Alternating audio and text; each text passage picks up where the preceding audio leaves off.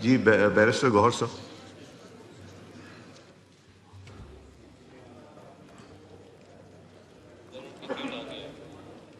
गौहर साहब आपकी सीट कहाँ है? आप इधर ही खोल दें, इधर खोलें भाई। जी थैंक यू जनाब स्पीकर। शुक्रिया जनाब स्पीकर। पहले जनाब स्पीकर मैं एक अर्ज़ करूँगा ज़रूर जॉइंट सेशन के बारे में। वर्ल्ड ओवर तो यही होता है कि जब जॉइंट सेशन आ जाता है तो लोग बड़ी उम्मीद के साथ सुनते हैं। 2-4 दिन पहले इस पर बड़ी डिस्कशन होती है कि जॉइंट सेशन में किस किस्म की कानून साजी आ रही है। हमारे यहाँ यह है कि आईन 2 किस्म की कानून साजी की यहाँ इजाज़त देता है जॉइंट सेशन में। एक वो जो आर्टिकल 70 उसको कवर करता हो जनाब स्पीकर, और दूसरा वो जो आर्टिकल 75 कवर करता हो। आर्टिकल 73 वो चीज़ों को कवर करता है कि अगर एक ईवान से एक लॉ पास हो जाए और दूसरा ईवान उसको 90 डेज में पास ना करे तो वो जॉइंट सेशन में जाता है। आर्टिकल 70 ये भी कहता है कि अगर एक ईवान दूसरे में जाके अमेंडमेंट पास कर दे तो उसके रिक्वेस्ट से वो भी जॉइंट सेशन में जाएगा। और आर्टिकल 75 का मंशा यही है कि अगर दोनों ईवानों से बिल पास हुआ हो तो वो सदर के पास एसेंट के लिए जाएं, तो ऑब्वियसली सदर भी पार्लियामान का भी हिस्सा है, वो हेड ऑफ द स्टेट है, उसका एक रोल है, वो अपना एसेंट विदहोल्ड कर सकता है और फॉर रिकंसिडरेशन वो मुतालिका सेशन को कोर्ट को पार्लियामेंट को भेज सकता है। आर्टिकल 75 यही कहता है कि फिर वो जॉइंट सेशन करे। आज इस एजेंडे के मुताबिक आपने 7 लॉज पास करने हैं और ये 7 के 7 लॉ वही है जो सदर ने इसको अपना एसेंट रोका है, और ये सारे वो लॉज है जो वन डेट या अदर डेट पे दोनों ईवानों से पास हुए। इसलिए इस ईमान के लिए ये ज़रूरी है कि पहली बात तो ये कि सदर जो इसका एक हिस्सा है किस बिना पे उसने अपना एसेंट रोका था वो उस पर ज़रूर बहस होनी चाहिए।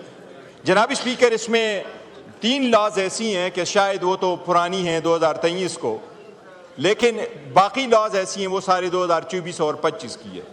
जो माइनॉरिटी से रिलेटेड लॉ है, हम चाहते हैं कि ऐसी कानून साजी हो। माइनॉरिटीज़ वाले भी हमारे भाई हैं कि उनकी प्रोटेक्शन ऐसा हो जिस तरह हमारा हो। दुनिया में कोई कंसेप्ट माइनॉरिटी का लफ्ज़ आईन ने कहीं भी नहीं लिखा है, मुस्लिम और नॉन मुस्लिम का रखा है, वो इक्वल हमारे सिटीज़न है, उनके हर हाल में राइट्स प्रोटेक्ट होने चाहिए। लेकिन इस्लाम के ख़िलाफ़ कोई कानून साजी नहीं हो सकती। आर्टिकल 8 बड़ा क्लियर है इनका। ये जो लॉ है इसके एक मरतबा पास हुआ है एक हाउस से 29 अप्रैल को, फिर पास हुआ है 12 मई को। जनाब स्पीकर, ये पहले भी एक बड़ा कंसर्न रहा था जिसमें हमने कमेटी में बात की थी, कादियानियों वाला रिलेशन। जनाब स्पीकर, ये कौम, ये मुल्क, ये पार्लियामान मुतहम्मिल नहीं हो सकती कि ऐसी कानून साजी हो जाए जिससे आवाम में ये इस्तराब बढ़ जाए कि मजहबी बुनियादों पे कुछ ऐसी कानून साजी हो रही है जिससे लोग गलत उसको इंटरप्रेट कर सकते हैं। इसलिए बहुत ज़रूरी है कि इस पॉइंट ऑफ व्यू पे मैं ये अर्ज़ करूँगा, रिक्वेस्ट करूँगा कि ना सिर्फ ये कि ज़हीम बहस करे मौलाना साहब, बट मेरी रिक्वेस्ट होगी अल्लामा राजा नासिर साहब भी अपनी राय दे दे, ताकि ये एक मजहबी पॉइंट आया हुआ है अभी पार्लियामान में। लास्ट टाइम हमने ये रिक्वेस्ट की थी जब कादियानियों वाला इशू आया कि इवन इसको इन कैमरा कंसिडर करो कि बाहर ये बात ना जाए कि जी किसने किस तरीके से वोट दिया और खुल कर उस पर बहस हो।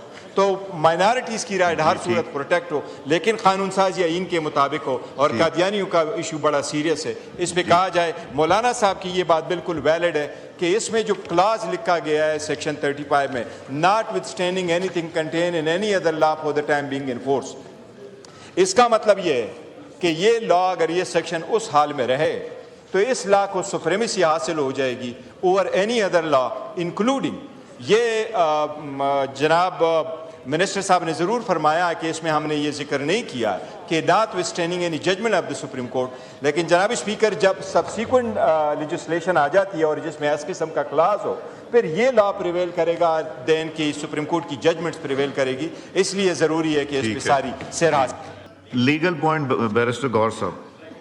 Thank you sir. हमने कुछ और जी मैं जनाब स्पीकर मैं नहीं हो गई जी, नहीं प्लीज प्लीज आप लोग काफी लोगों को दे दिया जनाब प्लीज। जनाब speaker thank you so very much. Thank you जनाब स्पीकर। मैं कर्ज कर रहा था जनाब स्पीकर, बात दरअसल ये थैंक यू जनाब स्पीकर। जी जनाब स्पीकर, एक्चुअल ये है कि आर्टिकल 54(1) में तो जब जॉइंट सेशन अदरवाइज भी बुलाया जा सकता कि जबकि नहीं बुलाया जाता, on end of except for legislation. इस मरतबा भी उसने कह दिया, कामरान मुर्तज़ा साहब ने कह दिया कि सिर्फ 2 चेंजेस करे सेक्शन 35, तो वो शुड बी एक्सेप्टेबल। मैं ये कह रहा हूँ आर्टिकल 75 जो हमें रिक्वायर करता है, जो हमारी रिस्पॉन्सिबिलिटी आइन के अंडर है, वो ये है कि सदर अगर वो उसको रिटर्न करे और दोनों ईवानों ने फिर किया है, तो जिन बुनियादों पे सदर ने उसको रिटर्न करना है किया है वो हमने देखने। ये सदर ने 8 पॉइंट्स लिख करके वापस भेजे हमारे पास, और मैं समझता हूं बड़े ज़हीम पॉइंट से, उन्होंने ऐसे नहीं लिखा, उनकी पूरी टीम ने इस पे वर्क किया है। मैं आपको उनके कुछ पॉइंट्स बताता हूं।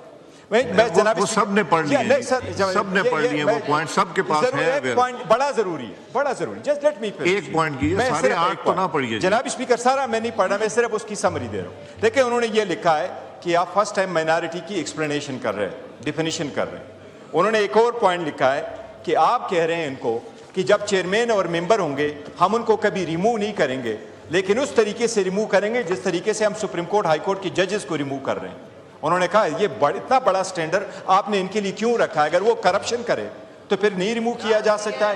ये नहीं डाला, ये जी आजम साहब, सदर वाला डालो।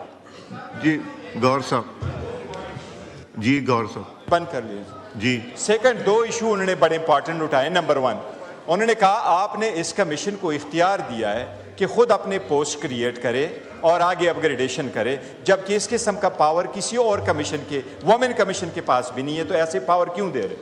तीसरा उन्होंने ये कहा, जो मैं आपको सिर्फ उसमें से समरी कह रहा हूं, उन्होंने कहा आपने उनको इख्तियार दिया है वो अपने इंडिपेंडेंट अकाउंट रख के, वो इंडिपेंडेंट अकाउंट क्यों दे रहे?